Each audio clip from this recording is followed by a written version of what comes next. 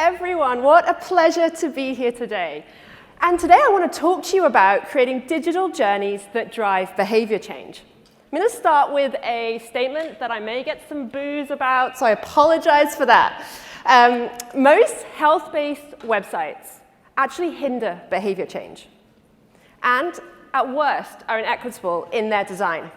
I want to explain that a little bit more with an example. There is a fantastic organization here in California called FentCheck, and they connect those who use substances that could be laced with fentanyl test strips, a really important tool if we want to fight the crisis we have with fentanyl right now. But unfortunately, their website is like thousands of other websites that we see in the health space. It does not support the behavior change that they want to achieve, and actually even hides really important information. So let me just take you through a little digital journey that we see here. So they've had some great coverage, and I'm a substance user who wants to get some fentanyl test strips. So I click the link. It's taking a while to load. That's totally fine. This is a non-for-profit. That's totally fine. And I want to survive the night. Great first statement. But suddenly, where am I going to get these fentanyl test strips? Lots and lots of information here, and not a lot of where to go. And as we scroll down to the bottom, oh, there's a link here. Oh, but it's to donate now, not the fentanyl test strips. OK, let me check. Oh, great, it's up here in the menu. Now, I want to get test strips, but do I need a prescription? What questions am I going to be asked? And oh, I found the locations, but none of those really important pieces of information that are actually going to aid my decision to get these test strips. And oh, I can check my drugs, but unfortunately, this image isn't optimized to mobile, and I can't read it. And that's life-saving information that's unreadable. And again, I'm not getting that information around, are they legal? Will I get profiled as a drug user if I carry them? Really important information. What these experiences and digital websites do is they don't reflect the digital behaviors we're seeing today. First and foremost, most people spend less than a minute on a web page. And that means if we overload it with content, we're going to lose people. The average adult attention span is 8 seconds. If we don't reach them in 8 seconds, they're gone.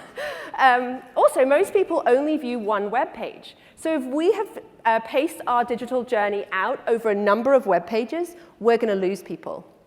And thirdly, most people view on mobile devices. And this is a really important point, because actually, our at-risk communities, our highest-risk communities out there, actually only have mobile. A desktop view is a luxury, and we need to remember that. So if we're only viewing our web experiences in desktop, we're not seeing what our audience is seeing. We research regularly with young folk and teens, and we're seeing again and again lots of feedback that unless the website delivers value for them, they're not going to click on it. This is really concerning. I love web. It's lots of potential here. But this is a great quote from a teen last summer. Would you visit the website? Probably not. But not because it's bad. It's just I never go to websites from ads unless it's something really interesting. So what added value are we putting on the websites?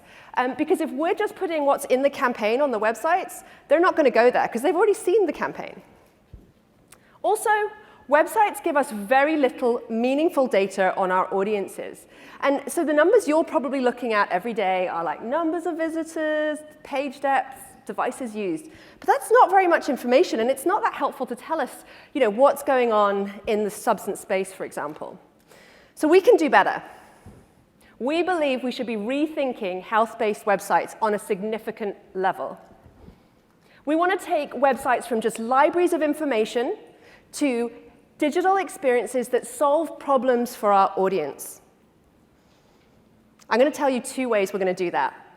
First and foremost, we need to create frictionless user journeys that solve problems. And I like to think of it as a kind of a little digital world we're going to send people to. If I'm going to send them to a web page, I want to create a world where they can get exactly the information they need that's tailored to them.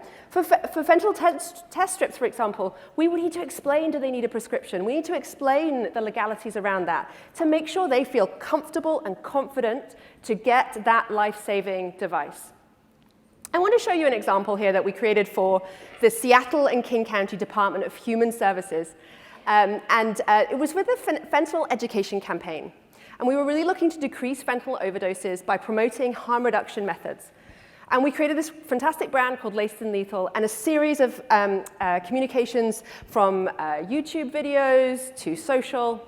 But the problem we had last year is we had two very different audience groups that we wanted to reach. And we had a campaign set for each one. For teens, we wanted to reach those who were using pills socially with friends. Think, pills being passed around at a party, kind of that in-the-moment decision-making. And then we also want to reach young adults who use pills alone at home to unwind. And that behavior in particular is incredibly dangerous because there's no one there that's going to find them if they overdose. What we were struggling with the digital experience was if we send them to the same place, actually the solutions for these groups were different. For teens, naloxone is perfectly appropriate because if someone overdoses, there's other people there to use it and save them. If a young adult has naloxone but is using alone, there's no one to administer it. So it's not helpful for them. So let's show you what we did.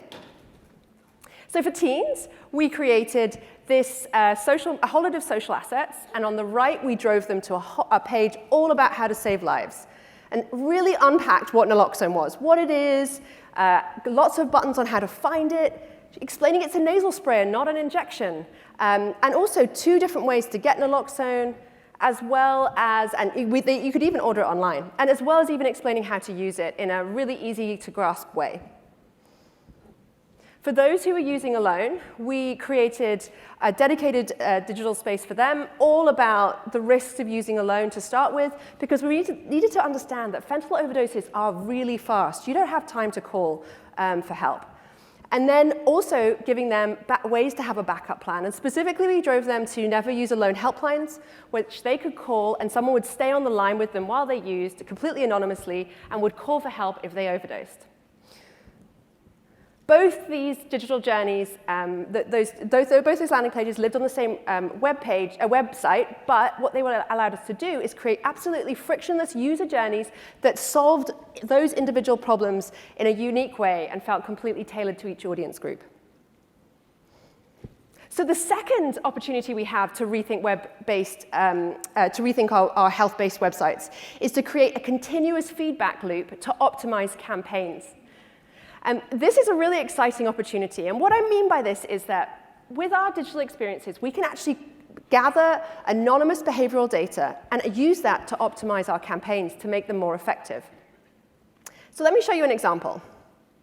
With the Illinois Department of Human Services and our partners at Prevention First, we created a brand called A Dose of Truth. It's a young adult fentanyl education campaign, really again with that goal of reducing accidental overdose deaths. We created a series of campaigns, really, really great work, but we wanted to create a digital experience that went a little bit further, that added real value to our audience groups, that's something that they could really engage with, and also maybe allowed us to understand more about what was going on, what substances were being used, and learn a bit more about the behaviors. So we created a little interaction on the landing page. So right as you enter the landing page, we created a quiz. And this quiz is 3 short questions that would allow someone to get personalized life-saving tips to protect their friends. We knew young adults really responded well to harm reduction messaging when it was all about protecting friends versus save yourself, because they always think they're invincible. So when we positioned it in that way, it was really motivating. So we created this quiz. Let me show you it. So it was really easy to start now. We asked them how often do their friends use, when do they use, house party, and then what do they use. And they could select a number of substances. And then the results were tailored to those responses. So we gave them 3 easy ways to act to reduce their risk of overdose. And then they could click through to naloxone. What this interaction did, which was really, really interesting, was it allowed us to collect anonymous data in a really interesting way. We structured our questions to show the type of drugs used, the frequency, and the locations. And we also structured to show if the interaction aided or hindered behavior change. And that's really important because digital interactions are great if they help us, but if they work against us, they can confuse audiences. So we wanted to make sure we were always keeping a track of that. Let's have a look at the results.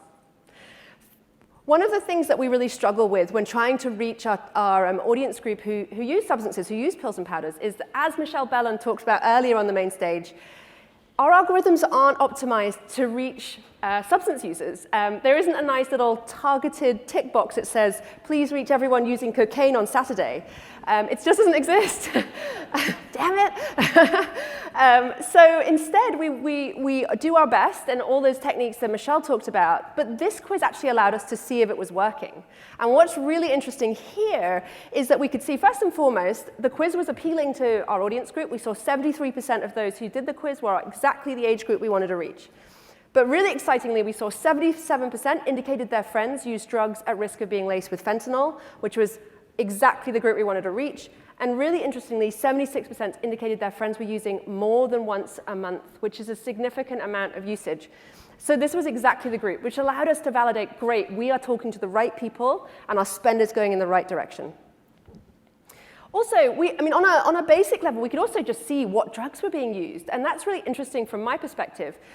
So we were seeing, some level of counterfeit Adderall, for instance. That's quite a new behavior we were seeing.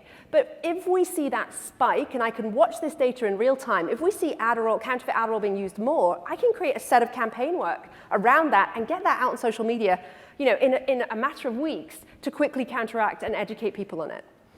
Also, we were able to look at the locations of use and segment that by those who were socializing and those who were using alone. And that's really important as well, because we often talk about naloxone, as I talked about earlier. And so if everyone's socializing and using substances, great, that's a great method. But what we could see from the data was that quite a few people were of their friends were using substances alone, which told me that actually we need some dedicated assets to talk about alone usage, as well as harm reduction methods that are valid for that group as well. So again, tailoring our campaign to what we're seeing in the data. Lastly, did the interaction increase the likelihood of adopting harm reduction behaviors? And this is probably my favorite slide. And first and foremost, we saw a really great increase in interaction on our content. We saw a rise in scroll depth, so people were scrolling more. We saw a jump in time. Now, we expected some jump in time. They did a quiz, but the quiz takes about 20 seconds to complete. We actually saw an increase in time of over 2 minutes 43 for those who completed the quiz, which showed me they were reading a lot. This is great. Most importantly, those who did the quiz were 3 times more likely to click to find naloxone. And we also, you might have missed it in the run-through because I was trying to be quick, but when you saw the results, we allowed people to share with their friends. Now, I have to say, I wasn't sure that would work. I'm like, this is a sensitive topic. I'm not sure they'll share with their friends. But we saw 29% share their quiz results with their friends, which was so surprising and really, really awesome to see because it showed that they found this information valuable. So I want to leave you with one takeaway. Create digital journeys that reduce friction, solve problems, and allow us to optimize through data. Thank you so much, everyone.